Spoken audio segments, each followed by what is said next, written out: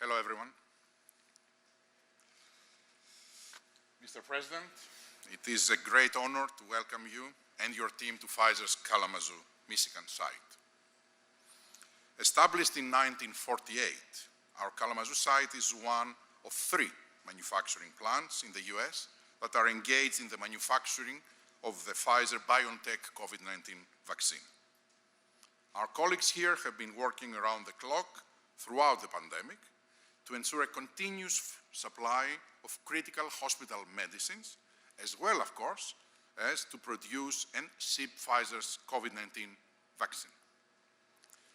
From hour 1 of this presidency, and to be honest, well before the elections, President Biden has demonstrated an understanding of the urgency of this pandemic, a deep compassion for those whose lives have been impacted, and an unwavering belief in the ability of both science and American ingenuity to help us bring an end to this public health crisis. I'm happy to say that the manufacturing and shipping of the vaccine have gone very well so far. As of February 17th, we have supplied 40 million doses to the US government, and our shipment accuracy is 99.9%.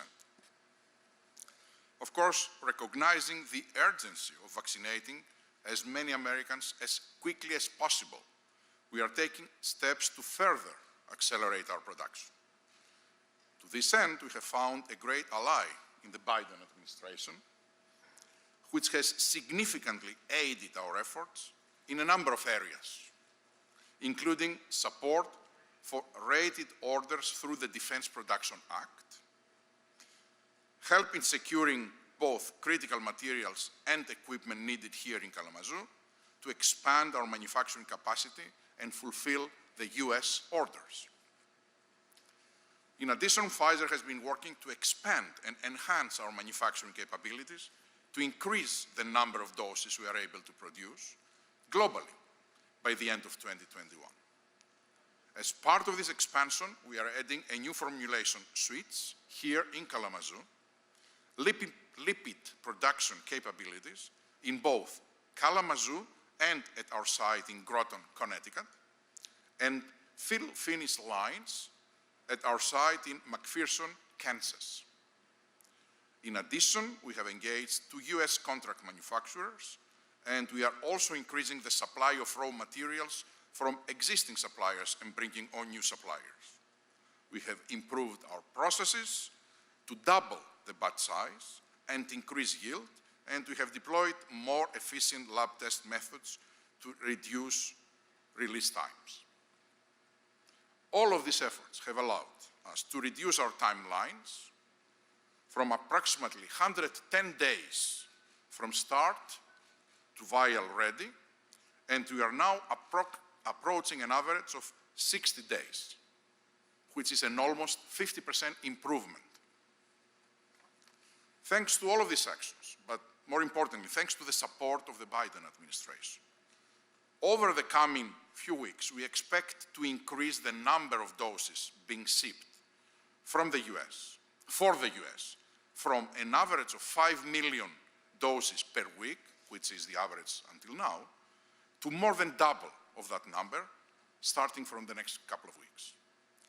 We are on track to provide to the US government a total of 120 million doses by the end of March, and to reach 200 million doses released by the end of May, 2 months ahead of the original schedule of that milestone. Of course, today, during this meeting, the President challenged us to identify additional ways in which his administration could help us potentially accelerate even further the delivery of the full 300 million doses earlier than July. Mr. President, the challenge is accepted, and we will try to do our best. We are also very pleased to say that we are continually looking for ways to improve accessibility to the vaccine. Just this morning, we announced new data demonstrating the stability of our COVID-19 vaccine when stored for a total of 2 weeks at -20 degrees Celsius, a temperature more commonly found in pharmaceutical freezers. This is in addition to the 5 days of stability at standard refrigerated temperature between 2 and 8 degrees Celsius. If, based on this data, the FDA grants us an update to our license, this new storage option would offer pharmacists and vaccination centers greater flexibility. Of course, all of this work to increase supply and distribution will mean nothing if people are not willing to show up and roll up their sleeves to be vaccinated. That is why we applaud the Biden administration's unwavering focus and strong efforts to advance vaccine confidence, equitable distribution of the vaccine, and overall health equity. Looking ahead, I'm confident the collaboration we are establishing with the vaccine partnership will grow even deeper over the next 4 years as we work to achieve more public health breakthroughs. And this is because President Biden understands the importance of moving at the speed of science. Pfizer's participation, for example, in the National Cancer Institute's Cancer Moonshot initiative is just one example of our shared commitment to accelerating the discovery of medical breakthroughs. Pfizer's chief scientific officer, the head of our research organizations, Dr. Michael Dolstein, is a founding member of Cancer Moonshot. And we all know of the President's deep personal involvement. His advocacy for accelerated cancer research in the wake of his son's Bo's passing has made a real impact. The same type of impact our colleagues hope to make every day in pursuit of our purpose, which is breakthroughs that change patients' lives. Once again, Mr. President, I want to thank you for visiting our Kalamazoo, Michigan site and for all your support. And now, ladies and gentlemen, it is my great honor to introduce the President of the United States.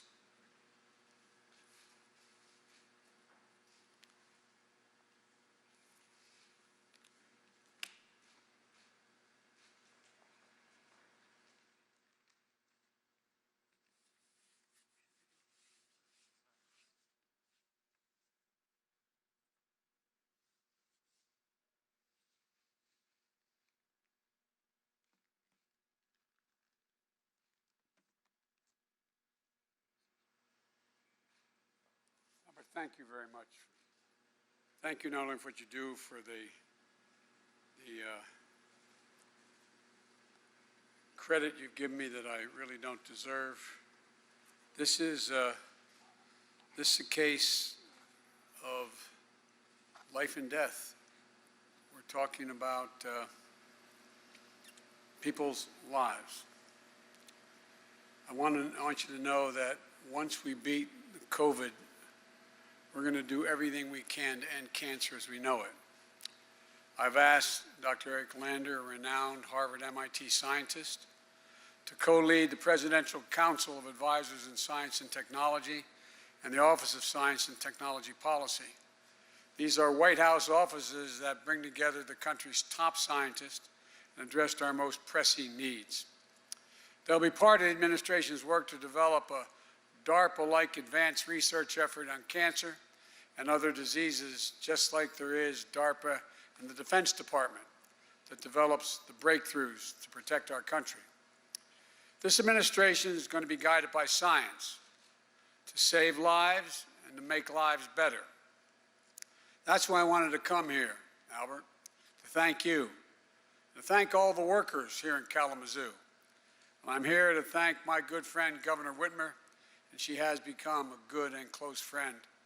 The governor's been on the front lines of this pandemic as well for a long time, and I think she's doing an incredible job in very difficult circumstances. And Michigan is also fortunate to have my buddy Gary Peters as United States Senator and Debbie Stabenow. Gary is here. Gary has been a workhorse in making sure that we move through this funding to get things done, because he understands better than anyone. It's about urgency, the urgency of the moment. So Gary, thank you, Senator. Thank you for all you're doing. Last week, I toured the Vaccine Research Center at the National Institute of Health in Bethesda, Maryland. I met world-class doctors, scientists, and researchers who were critical for discovering the vaccines in record time. I remember when we first started talking about this, asking Dr. Fauci and others, said, well, it could take up to several years, maybe as many as 6 or 8 years, to find a vaccine. It's a miracle of science and the brilliant minds that we have around us. And now it's a second miracle, the miracle of manufacturing to produce hundreds of millions of doses. Let me say it again, hundreds of millions of doses. I came here because I want the American people to understand the extraordinary work that's being done to undertake the most difficult operational challenges this nation has ever faced. And let me say parenthetically that it's not enough that we find cures for Americans. There needs to be cures that the world is able to take part of, because you can't build a wall or a fence high enough to keep a pandemic out. On our tour, I met a few of your nearly 3,000 workers, Albert. Experts managing ingredients that come in from different cities and states. Experts handling 3D modeling and artificial intelligence to ensure that every dose is properly crafted. Experts ensuring sterile environments so that each vial, each and every one, is safe and free of contaminants. All of this is followed by extensive safety and quality control inspection, then careful packaging and labeling. We walk by a freezer farm that then keeps those doses viable so they can be shipped. This is an incredibly complex process. And at every stop, safety is the utmost priority. The whole process takes teamwork, precision, and round-the-clock focus. Machinists operating some of the most advanced equipment in the world, working side by side with chemists, biologists, pioneering technologies that less than a year ago were little more than theories and aspirations. And it takes a partnership, in our view, between the federal government and all the companies and universities contributing to the vaccine effort. Just over 4 weeks ago, America had no real plan to vaccinate most of the country. My predecessor, as my mother would say, God love him, failed to order enough vaccines, failed to mobilize the effort to administer the shots, failed to set up vaccine centers. That changed the moment we took office. I directed Jeff Science, my COVID-19 response coordinator, to lead my administration's work with the vaccine manufacturers to buy more vaccines and to speed up delivery. Albert referenced it earlier, and I want to thank him for making it happen. Because we worked together, we're now on track to have enough vaccine supply for all Americans by the end of July. That doesn't mean it'll be in all Americans' arms, but enough vaccine will be available by that time. These orders allow facilities like this one to plan ahead, accelerate their production schedules. Here's what else we did. When we discovered that vaccine manufacturers weren't being prioritized when it came to scrutinizing and securing supplies they needed, we fixed that problem and got them what they needed. We also used the Defense Production Act to speed up the supply chain for key equipment, like fill pumps and filters, which has already helped increase vaccine production. In fact, on our tour today, they showed me a critical piece of machinery they didn't have before. Now they do, and it's allowing them to ramp up production. And as we increase supply, we're carrying out a clear plan to get shots into the arms of 300 million Americans or more. And I know people want confidence that it's safe. Well, I just toured, and it's where it's being made. It takes more time to do the check for safety than it does actually to make the vaccine. That's how fastidious they are. And listen to Dr. Fauci. Dr. Fauci assured me that COVID-19 vaccines were safe. That's why several weeks ago I went through the rigorous scientific review. That's why I took my vaccine shot publicly, to demonstrate to the American people that I know and believe it's safe. That's why Vice President Harris also received her shot publicly. We all know there's some history, there's some hesitancy about taking this vaccine. We all know there's a history in this country of having subjected certain communities to terrible medical abuses in the past. But if there's one message to cut through to everyone in this country, it's this: the vaccines are safe. Please, for yourself, your family, your community, this country, take the vaccine when it's your turn and available. That's how to beat this pandemic. And we're making progress. We deployed more vaccinators, the people to put the vaccine in your arm. We're now making it possible for retired doctors and nurses to come back and under law administer these shots. We've put new vaccinators in the field. These include over 800 medical personnel from our commissioned corps at the Department of Health and Human Services, and personnel from the Federal Emergency Management Agency, FEMA, Defense Department, National Guard. We're literally lining up thousands of vaccinators, because it's one thing to have the vaccine, it's very different to get it in someone's arms. We're also creating more places for people to get vaccinated. We've provided $3 billion to states, territories, and tribes to create hundreds of new vaccination centers to ramp up the existing ones that are there. Right here in Michigan, with Governor Whitmer, FEMA has provided tens of millions of dollars to bolster the state's community vaccination centers. From the National Guard at the Expo Center here in Kalamazoo, to the TCF Center in Detroit, to parking lots and churches across the state. We've worked with governors in California, Texas, New York, and more to come to stand up mass vaccine sites and stadiums that will be open 24/7 in arenas and community centers. It's an effort that's on top of the federal government, covering the full cost for the state's use of their National Guards for pandemic efforts. And you suggested I do that a while ago, and I promised you I'd do it, and we did it. We also started shipping vaccines directly to thousands of local pharmacies across the country, so eligible folks can get the COVID-19 shot like they would a flu shot. Here in Michigan, that's already more than 220 pharmacies, like Rite Aid and Myers, in more than 130 cities in Michigan. And that's just the beginning. It's only been 4 weeks. And for folks who aren't near a pharmacy or mass vaccination centers, we're deploying mobile clinics.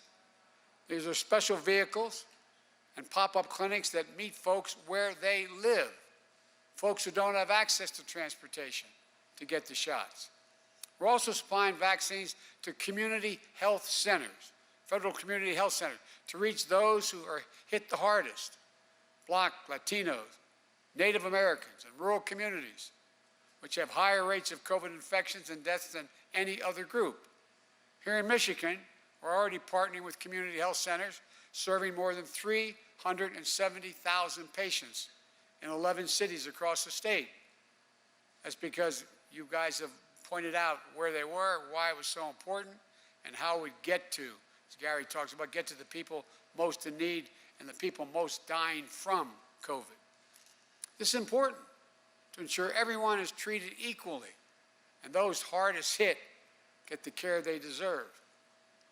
We're now at a point where we've seen the average daily number of people vaccinated nearly double from the week before I took office to about 1.7 million average per day getting a shot. We're on track to surpass my commitment.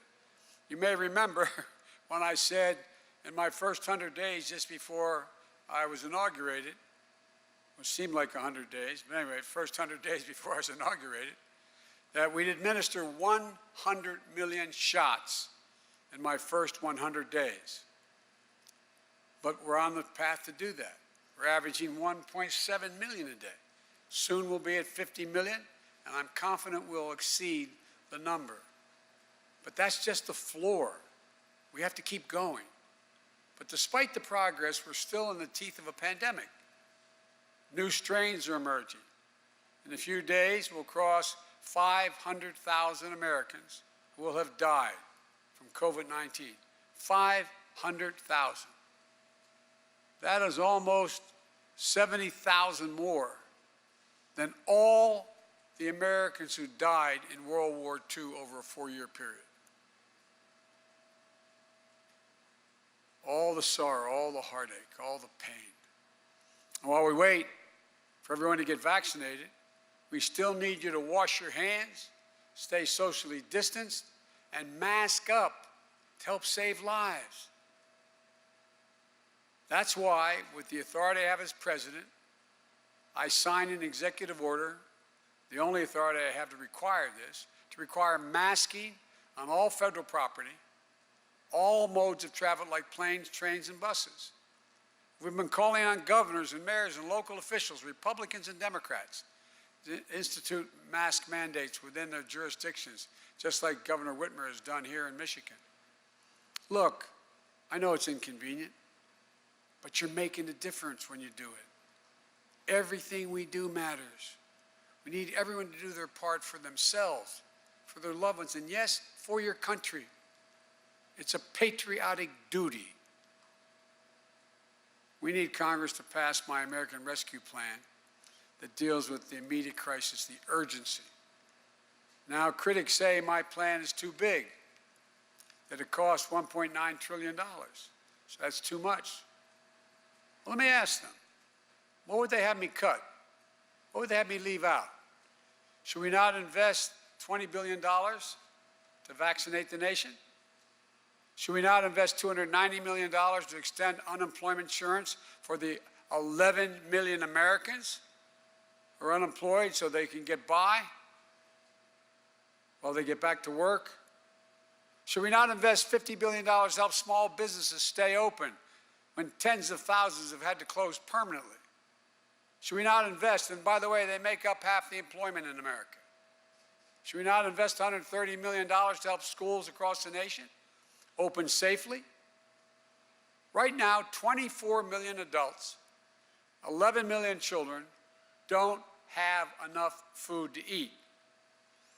And lest you think I'm exaggerating, think of those scenes you've seen on the television with cars lined up which seem like miles to wait to have someone put a box of food in their trunk.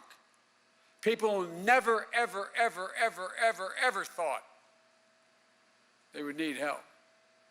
And through no fault of their own, they're in that circumstance. If we don't pass the American Rescue Plan, 40 million Americans will lose nutritional assistance through a program we call SNAP, the old food stamp program. Do we not invest $3 billion to keep families from going hungry? 1 in 5 Americans are behind in their rent. 1 in 10 are behind in their mortgages. How many people do you know that will go to bed tonight staring into the ceiling and say, God, what is going to happen if I don't get my job, if I don't have my unemployment check? What's happened to me? I'm losing my health insurance. What do I do? This is the United States of America, for God's sake. We invest in people who are in need. Do we not invest $35 billion to help people keep a roof over their heads? I could go on, but you get the point. I'm grateful that the Senate and the House are moving quickly. And I'm prepared to hear their ideas how to make the package better and make it cheaper. I'm open to that. But we have to make clear who is helped and who is hurt. And my hope is that the Republicans in Congress listen to their constituents. According to the polls, there is overwhelming bipartisan support. The vast majority of the American people, more than 70% of the American people, with all the polls you all conduct, including the majority of Republicans, want us to act and act big and quickly and support the plan. Major economists, left, right, and center, say we should focus on smart investments we can make now in jobs and our people to prevent long-term economic damage to our nation and to strengthen the economic competitiveness going forward. In fact, an analysis by the Wall Street firm Moody's estimates that if we pass my American Rescue Plan, the economy will create 7 million jobs this year. This year. We've also been in constant contact with mayors and governors, county officials, members of Congress, both parties. Both parties. I've met with them in my office. I've met with them on the internet, on Zooming on with them. Both parties in every state. And guess what? They agree we have to act now. I got a letter from more than 400 mayors from big cities and small towns They understand we're not going to get our economy back in shape and the millions of people back to work until we beat this virus. That's why the American Rescue Plan puts $160 billion into more testing and tracing, manufacturing and distribution, and setting up vaccination sites. Everything that's needed to get vaccines into people's arms, which is the most difficult logistical effort the United States has undertaken in peacetime. It includes $4 billion for new manufacturing plants. So we're ready to manufacture vaccines in the future. We don't have to wait. I'm going to close with what I said before. I'll always be straight with you. I said in my inaugural, I'll give it to you straight from the shoulder, as Roosevelt said. Because the American people can take the truth. They can handle anything. I can't give you a date when this crisis will end. But I can tell you we're doing everything possible to have that day come sooner rather than later. And all of you here are doing some of the most important work in this facility right here that can be done. And I know this is personal. I walked in today, and I won't say who came up to me, but one of the people in this building came up to me and said, my father-in-law has died from COVID. I said, can I call him? He said, no, he couldn't take a call. He's just keeping his prayers, please. How many of you know somebody who's in real trouble or has passed? How many people do you know who sat down to breakfast this morning and looked at an empty chair across the table? You've seen the devastation of this virus in your family, your community, but you're stepping up. You're saving lives here, lives of your loved ones, your neighbors, your fellow Americans. You're showing how this town, this state, this country takes care of our own, leaves nobody behind. We can do anything when we do it together. I believe we're on the road, I promise you.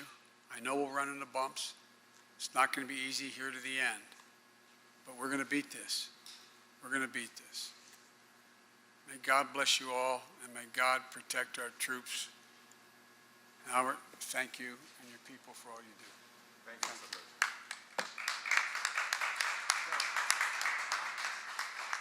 Thank you.